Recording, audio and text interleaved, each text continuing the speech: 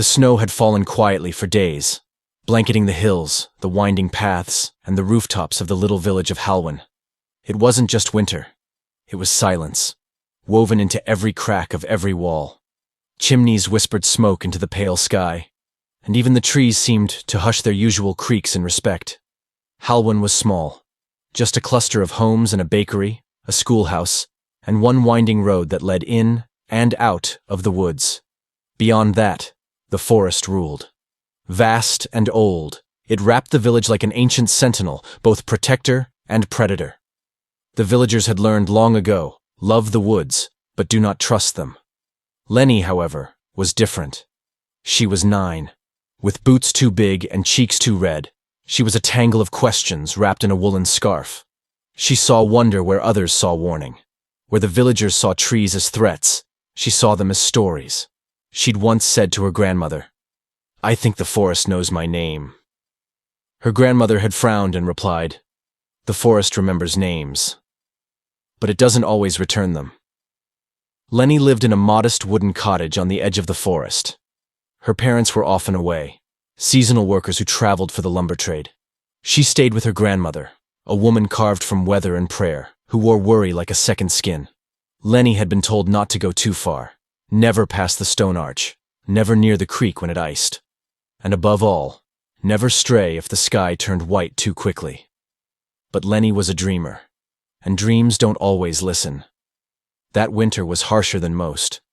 The snow came not with warning, but with a whisper, quietly folding over fences and windowsills, until the world forgot what green looked like. Children stayed indoors. Firewood vanished faster than it could be chopped.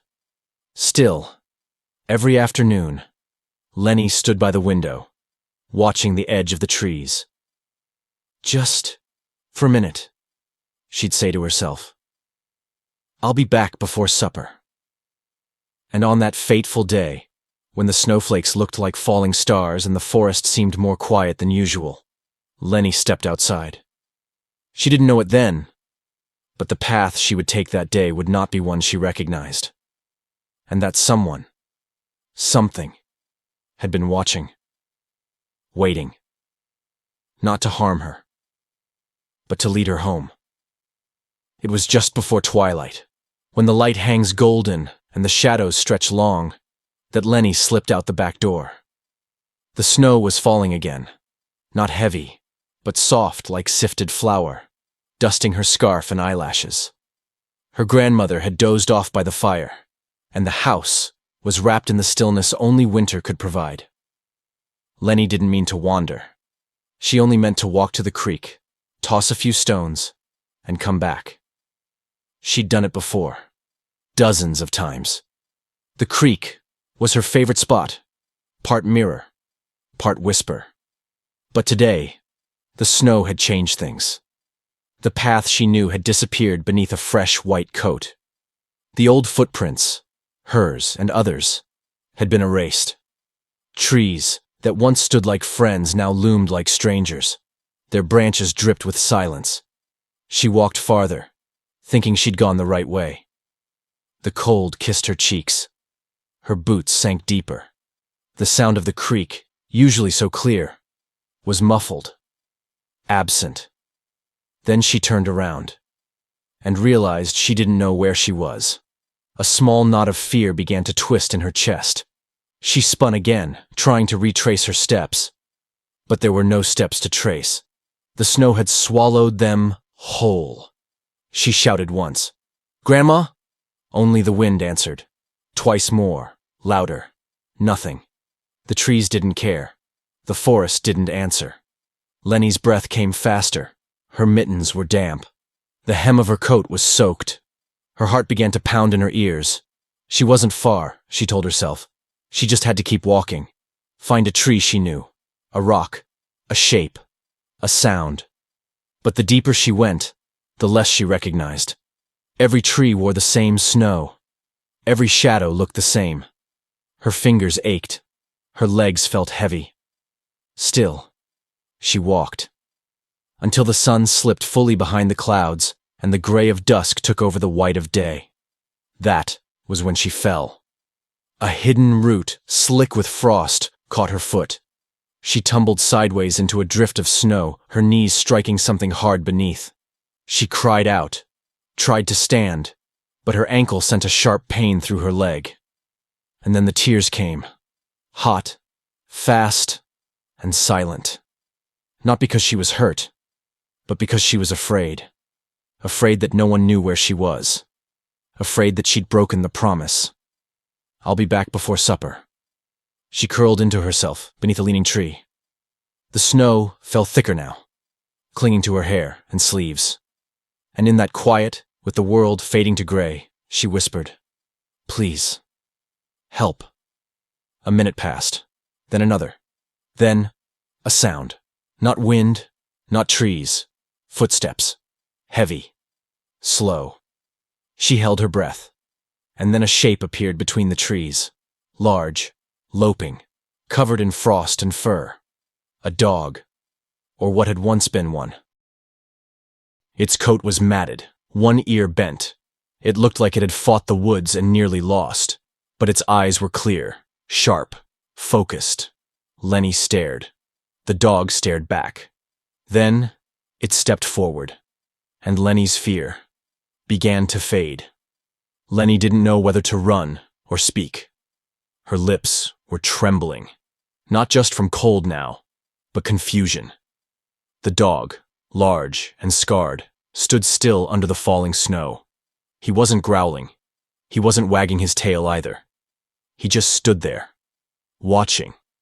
She reached for a branch, half to steady herself and half to defend. But then the dog did something strange. He turned, walked a few paces, stopped, looked back, waited, then took another step forward, leaving behind heavy prints in the fresh snow. Lenny blinked. "You want me to follow you?" she whispered. The dog didn't answer, of course, but he stayed where he was, watching her. She tried to stand. Her ankle ached, but it wasn't broken. She limped forward. The dog turned again, walking a bit farther, always just ahead, always checking over his shoulder. She followed. The trees creaked above them like old bones. The sky darkened to bruised violet. But with every step, Lenny felt less alone. The pain in her leg pulsed. Her hands ached from the cold. But she kept moving. Every time she stumbled, the dog stopped. Every time she whimpered, he paused. He led her around fallen logs, through narrow corridors of pines, across a frozen stream that groaned under their weight. At one point, she slipped and fell again. She didn't cry this time, but the dog came closer. Not too close, just near enough that she could hear him breathing. It was the first warm sound in hours. She got up, limped forward, whispered, "Good boy." He didn't respond, but he turned again, kept leading. After what felt like forever, Lenny saw something through the trees. A flicker. Light. Golden. Faint, but unmistakable. She gasped. The village? She moved faster now. The dog kept pace. She could hear voices, bells, footsteps crunching snow. Someone shouted her name. "Lenny!" It was her grandmother. "Over here!" she cried, her voice cracking. Figures appeared through the trees, lanterns raised, scarves pulled back. Her grandmother rushed forward, falling to her knees in the snow and wrapping Lenny in trembling arms. I thought we lost you." Lenny clung to her. "I got lost, but he found me." She turned to point, but the dog was gone. Not a sound, not a shadow, just a trail of paw prints disappearing back into the woods. No one had seen him but her. That night Lenny lay, wrapped in wool blankets beside the fire, a warm mug in her hands. "Are you sure, child?" her grandmother asked gently. "A dog?" He was big, scarred, kind eyes. He knew the way. Her grandmother said nothing more, only stroked Lenny's hair and whispered, "Then someone must have sent him." Outside, the wind howled again. But it no longer frightened Lenny, because she knew something else was out there too, watching, waiting. and maybe protecting. The next morning, the story had already begun to spread. It passed from house to house, whispered between shopkeepers, and echoed across the frostbitten cobblestones of Halwyn's only street. A dog? In that storm? Led her out of the woods? Alone? Vanished without a trace? Some raised their eyebrows. Others crossed themselves. The baker swore he'd seen large paw prints outside his door days earlier. The blacksmith claimed he once spotted a shadow by the forge, after dark, unmoving, watching. The schoolteacher remembered hearing howls that week, low, long, not from any dog she'd ever known. But no one had truly seen him. Only Lenny. And Lenny. She remembered everything. She sketched him in charcoal on parchment. Broad head, ragged ear, deep-set eyes like winter rain. She pinned the drawing to the door, wrote one word beneath it. Thank you. Children stopped to stare. One left a piece of bread beneath the drawing. Another placed a scarf. And still, no one saw the dog. But they began to speak differently about the forest. Where once there was fear, now there was wonder. Weeks passed. The villagers began calling him the Wanderer. Some added tales of their own. A lost child found near the chapel steps. A goat driven away from thin ice. A traveler guided back to the main road after veering too far into the hills. Every story ended the same way. The one helped never saw their savior again. Only paw prints, always disappearing back into the woods. Lenny watched the forest now with a different heart. She no longer feared the shadows between the trees. Some evenings, she would walk to the edge of the path, a piece of bread in hand. She would place it gently on a stone, whisper a few words, then turn back. She never waited. But once, just once, she looked over her shoulder, and for a heartbeat, no more, she saw him, standing between the trees, still, silent, watching, then gone. Like a story you half remember from childhood, sweet and aching. The village never spoke of him in jest again. Because by then, everyone had begun to believe. Some spirits wear fur. Some angels have teeth.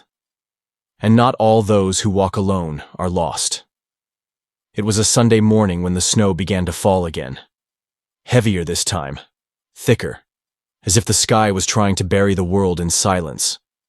The villagers in Halwyn hurried through the streets, collecting kindling, nailing shutters, and warning one another. The blizzard's coming. A bad one. By noon, the storm had swallowed the sun. By evening, it had swallowed the road. And just after dark, the church bell rang. Once. Twice. Then again. Frantically. A child was missing. Elsa, 5 years old, had wandered from her home during a game of hide and seek. No one saw her leave. No one knew where she'd gone. Panic rippled through the village like a crack in the ice. Search parties formed. Mothers with lanterns, fathers with axes and ropes, older brothers with desperate eyes. They split into groups and plunged into the woods, shouting her name over the roar of the wind. But the snow fell too fast. The dark came too quickly, and the forest had no intention of giving her back. Then someone heard it. A howl. Low. Fierce. Piercing. Followed by another. And then, footprints. Large, unmistakable, leading deeper into the trees. One of the searchers shouted, "It's him! The Wanderer." They followed.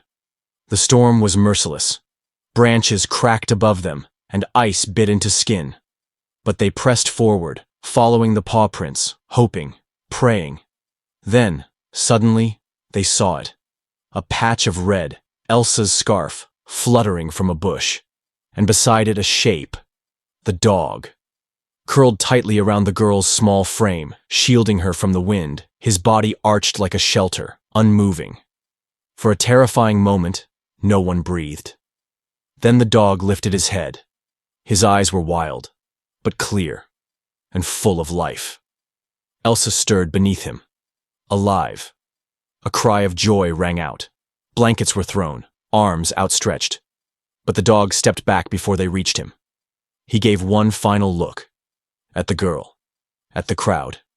At Lenny, who stood shivering with tears in her eyes.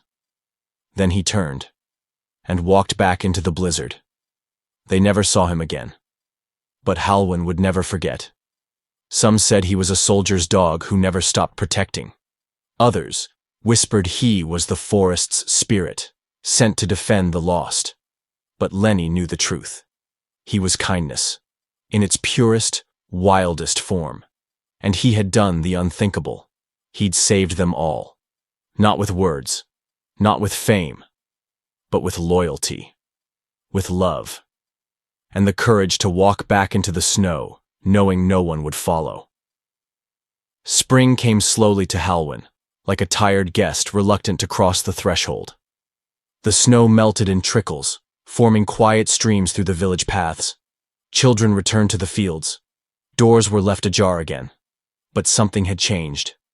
The village, once quiet in fear, had become quiet in reverence. Lenny often walked to the edge of the forest where the last paw prints had faded. She would sit there with a notebook in her lap, sometimes drawing, sometimes just listening. One afternoon she built a cairn from flat stones and placed it beneath the leaning pine closest to the tree line.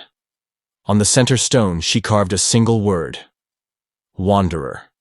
Below it, in smaller script, "You found us when we were lost."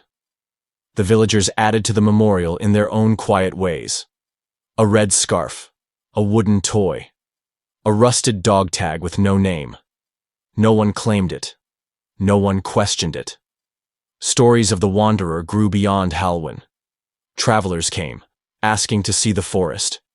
Some brought their own tales, of a strange dog on a mountapass, of howling in the dead of night that led them home.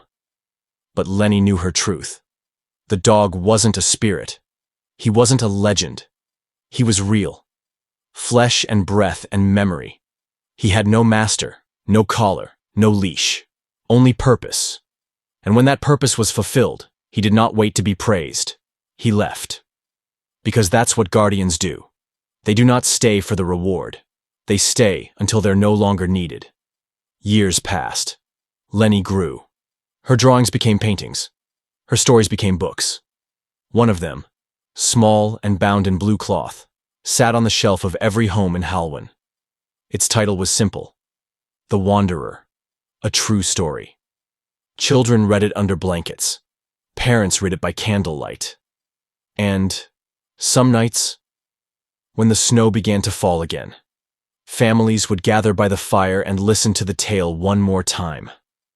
And somewhere, out beyond the reach of the lanterns, beneath the stars and shadowed trees, a shape might still walk, unseen, unheard, but remembered, always.